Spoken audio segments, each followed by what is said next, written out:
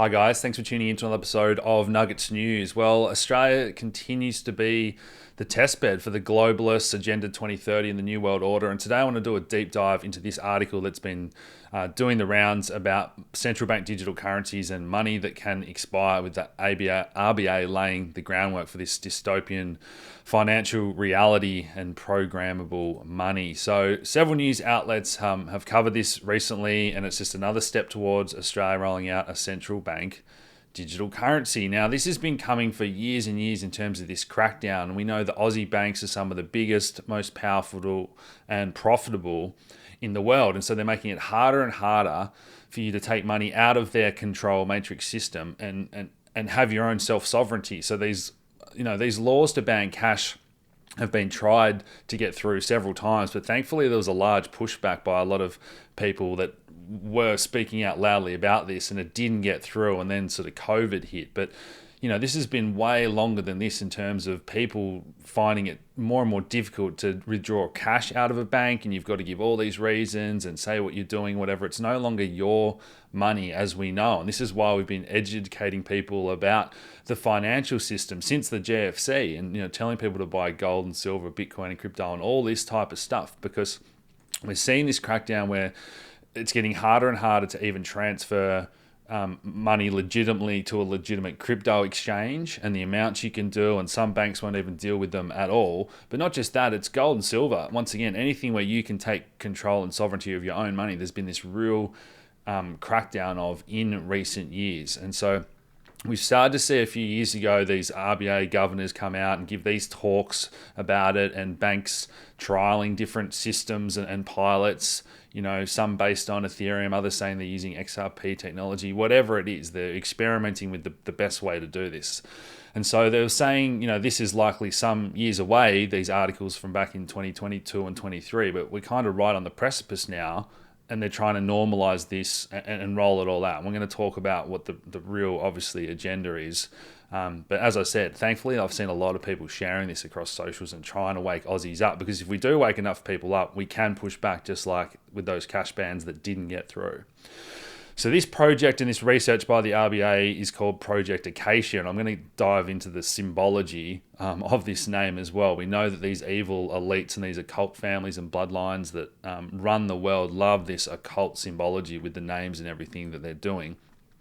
So this is exploring the role of digital market in wholesale and tokenized asset markets, all this type of thing. So for those that don't know, the Acacia plant is highly symbolic and spiritual, and this is my DMT rug in the background here. But Acacia is one of the plants in Australia that's highest in DMT and these spiritual traditions, and it's tied to spiritual awakening and purity, or immortality and protection. So obviously the inversion that they love to do, a central bank digital currency, some people call it the mark of the beast system that they want to roll out and all this type of thing. It's obviously the opposite of the spiritual nature. And if you've been down these rabbit holes of who really runs the world, again, it all ties back to these occult families and the connections with Acacia to ISIS and this type of thing. So as I spoke about just before, it is absolutely the opposite of a mother and sovereignty there that they are taking away from us with this name. So that's just a little tidbit for you there that like your occult symbology. But let's get back to what's actually happening here. So these speeches and talking about financial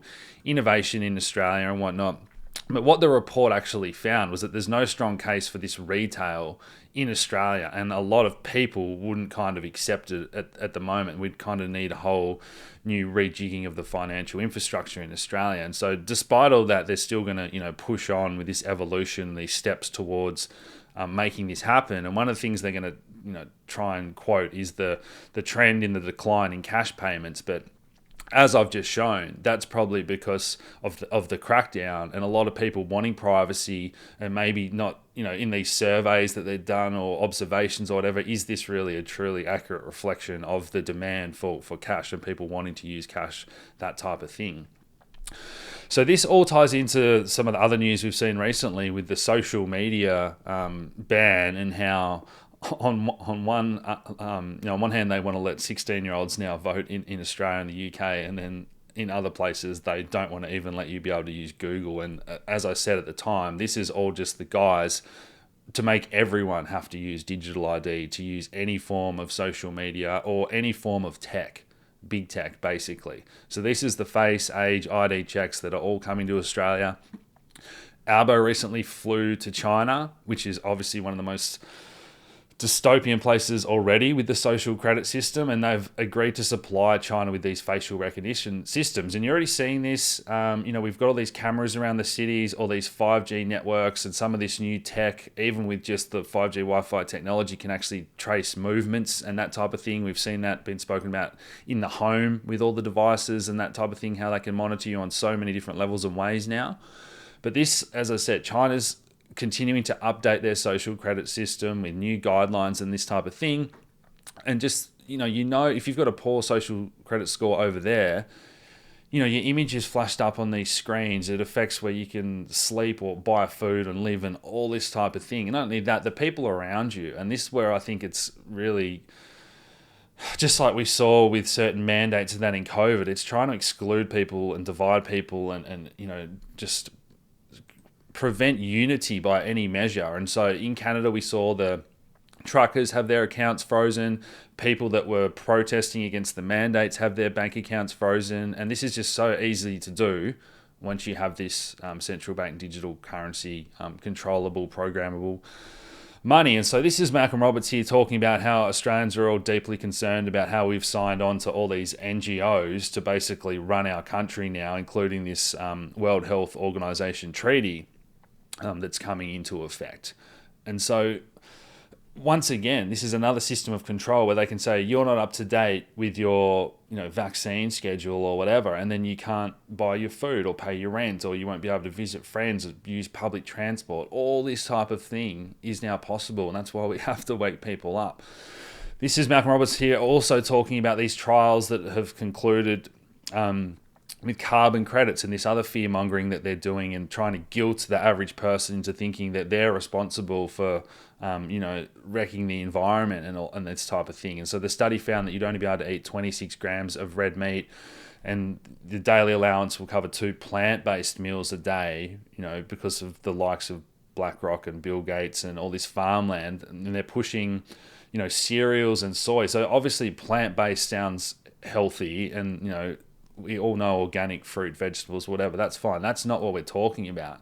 We dove into this really deeply with the interview we did with Belinda Fecky about the globalist agenda to ban meat and healthy animal fats that are, essential for life and your immune system and the circle of life. And they can, under the banner of plant-based, push all these refined carbohydrate sugars, things that are covered in pesticides, herbicides, the cheapest things to make.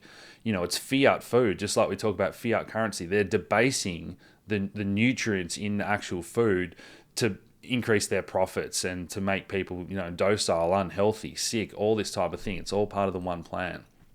So we started to see more and more Australian farmers, waking up to a lot of this and speaking out against these climate goals and initiatives they've signed on, which ultimately just is going to drive up the price of food. And this is what we've seen across Europe with all these farmers revolting against these taxes, the inheritance taxes on the farmers. So it's basically unaffordable to pass the family farm on down the generations. And gradually what that just means is more and more ends up in the hands of BlackRock and Bill Gates to produce lower quality, the crappy genetically modified food covered in all those poisons and that type of thing. This is also affecting small businesses. So we're seeing a record number of small businesses failing now across Australia with the cost of energy. We should have the cheapest energy, but once again, sold out to the globalists, shareholders, international shareholders priority over individual customers, versus places like Norway that have the sovereign wealth fund and cheapest energies, and leaders in other nations that have actually put the people first. And this is all part of this system of control. So the less small businesses, everyone eventually has to only shop at Coles and Woolies. The big banks run everything. It's this monopolized country that people have just, somewhat become accustomed to, and it's almost just normalized here in Australia, versus what we really want with decentralized economies and markets and people supporting the local small butcher that supplies locally. Go to your local farmers market on the weekend, all this type of thing that I'd love to see flourish. This is how we push back. Finally, I've been talking about how they're going to privatize water, and we've already seen this, I guess, on the agricultural scale. But I've covered how some of these, insane individuals running the world, like the World Economic Forum, don't want to make water a basic human right. And so we're starting to see, these headlines about different places running out of water.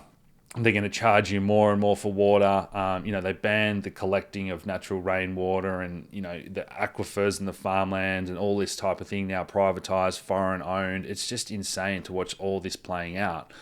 People are going to be so reliant on the system.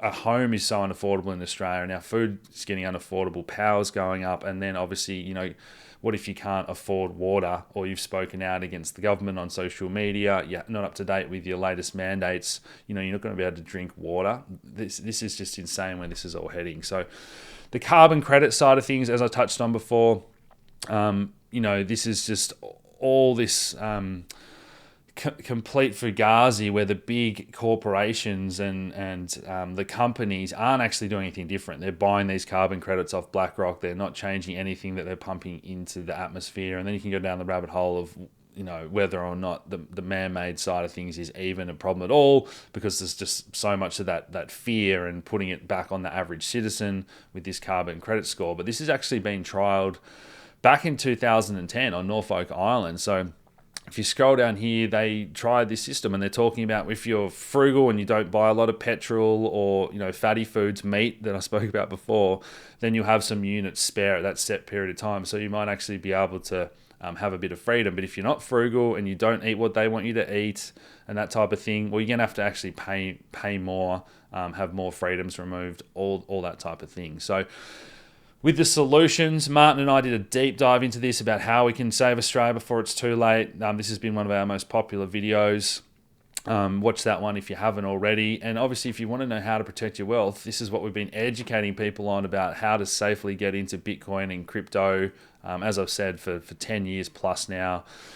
Using our data-driven metrics on the best times to buy and sell to time the cycles, but more just about getting that sovereignty over your wealth. And a lot of the stuff we're doing now with our members that get all our research, and particularly our high net worth clients, about what is your plan for the next few years if this all continues. Where are the best places to live in Australia or around the world where you still have your freedoms, liberties and sovereignties, and how do you protect your wealth and then move that with you as all these privacy and strict measures come into play. So look, guys, I hope you've enjoyed this video. Hit that like button, share it around to wake other people up that might not be as awake as you, and I will talk to you again soon. Cheers.